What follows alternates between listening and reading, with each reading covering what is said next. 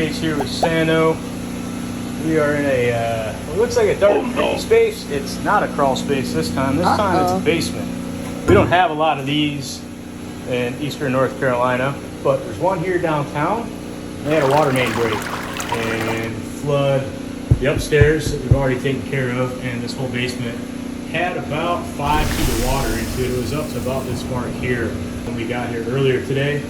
We've got our little giant pump running. We get this water level knocked down before we can safely turn the power back on, and then hopefully we can get the power back on here probably tomorrow morning and finish drying out and get this place back in operating condition.